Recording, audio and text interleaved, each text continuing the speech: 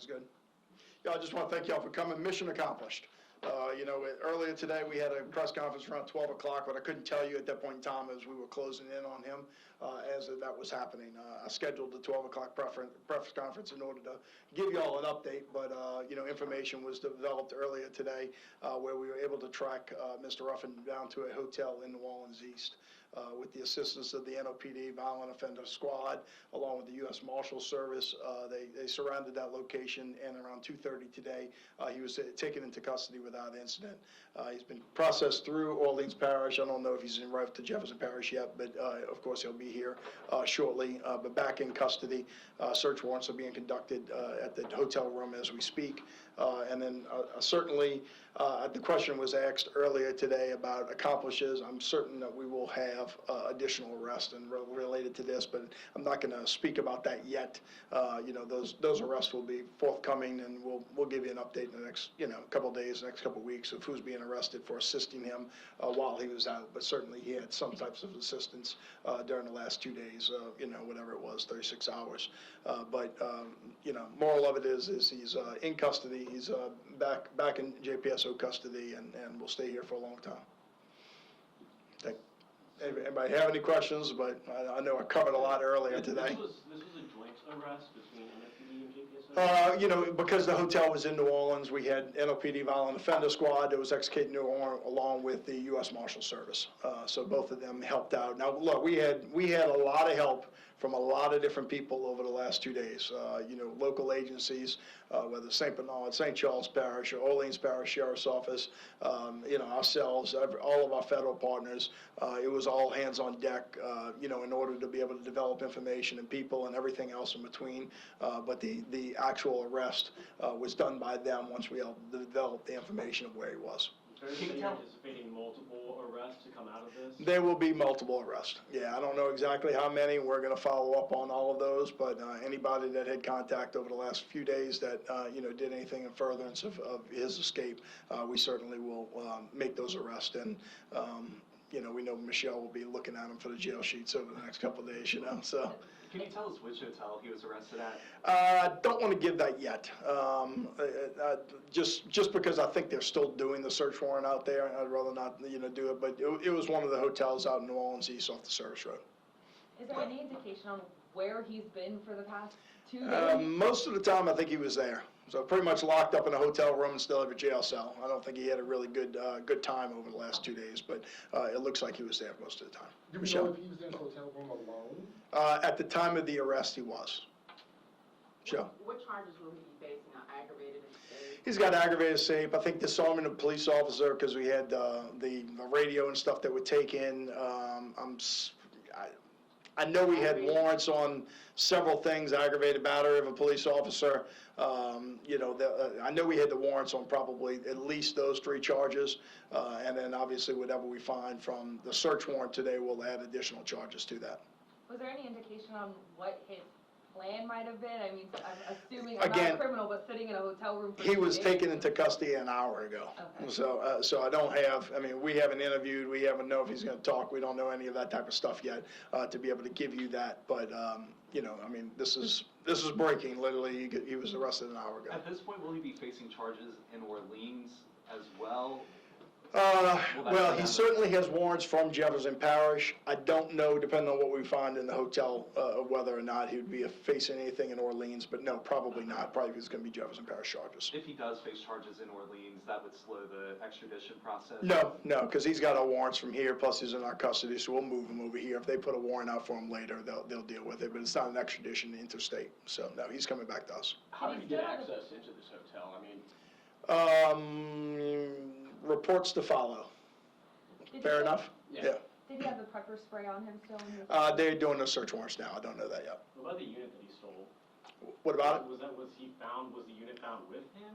Oh, no, we found the unit that night. Yeah, that unit was found an hour after he abandoned it, yeah. So, but yeah, we'll have additional arrests going back to other things, so.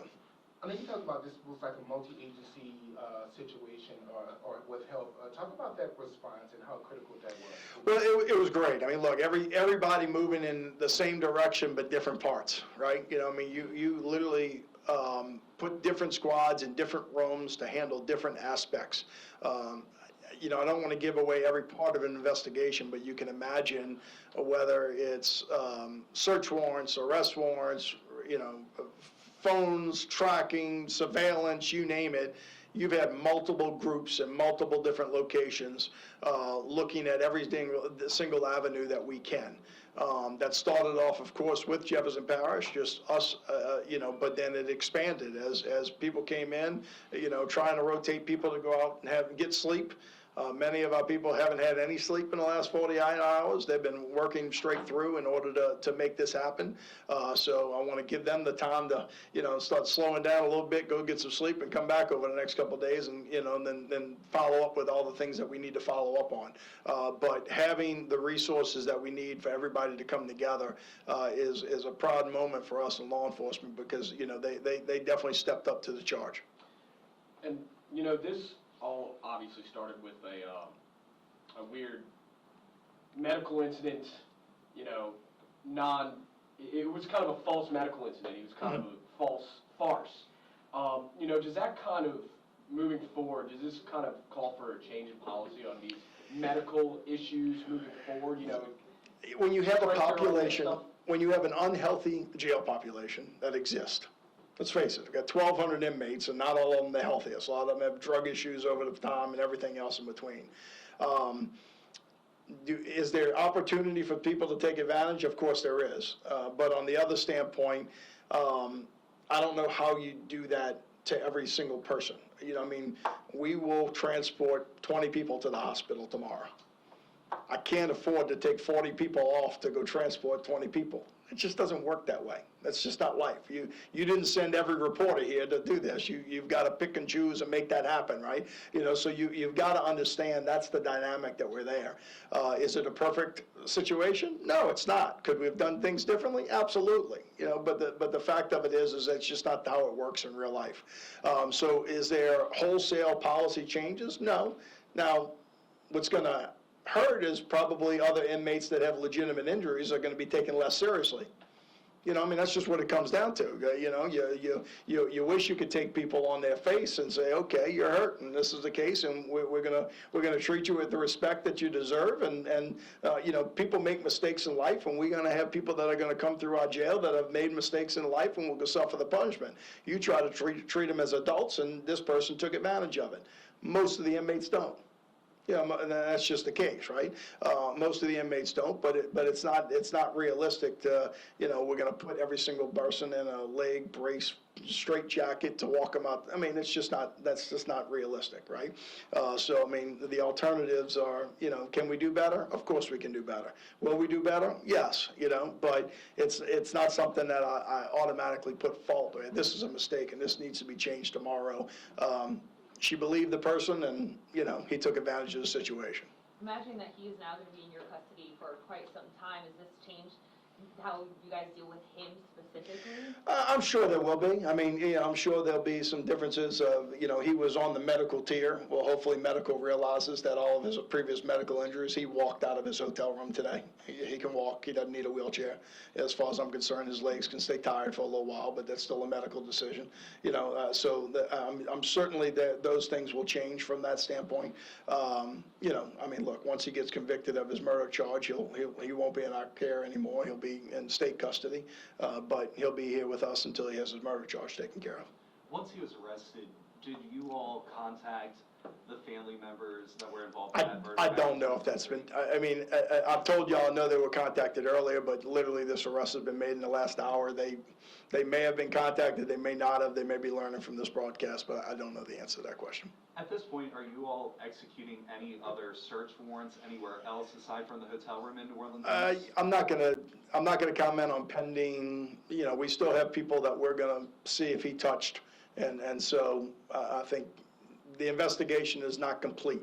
It may be he's in custody, but the investigation is certainly not complete.